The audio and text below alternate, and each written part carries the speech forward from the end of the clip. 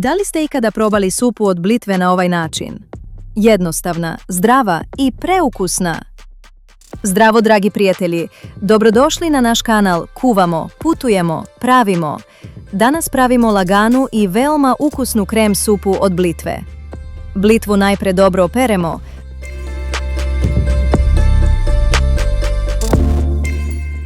a zatim je usitnimo keramičkim nožem. Nije obavezno koristiti porculanski nož, ali je odličan izbor za lisnato povrće poput blitve, jer pomaže da sačuva boju, ukus i lep izgled. U šerpu sipamo griz i pržimo ga na suvo, uz stalno mešanje, dok ne dobije blagu zlatnu boju. Ako volite jednostavne, zdrave i ukusne recepte, ali i ideje za putovanja i uradi sam projekte, zapratite nas i kliknite na zvonce da budete uvek u toku.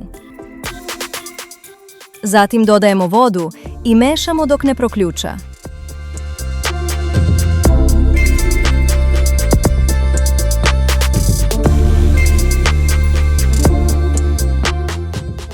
U ključalu vodu dodajemo iseckanu blitvu, pa isključujemo šporet i ostavljamo da odstoji 5 do 10 minuta, kako bi blitva omekšala i malo se prohladila. Nakon toga sve zajedno izblendamo štapnim mikserom dok ne dobijemo finu kremastu teksturu.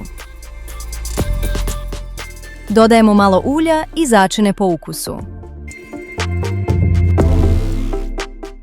Ako je supa pregusta, slobodno dodajte još malo vode. Vraćamo na šporet i kuvamo još kratko, samo dok ne proključa. I to je to! Naša ukusna, lagana krem supa od blitve je spremna za posluženje i uživanje. Ako vam se dopao ovaj recept, obavezno pogledajte i ostale videe na našem kanalu. Već ih ima preko 50 sa raznim idejama za kuvanje, putovanja i uradi sam projekte. Hvala vam što ste gledali, što nas pratite i podržavate. Vidimo se u sljedećem videu.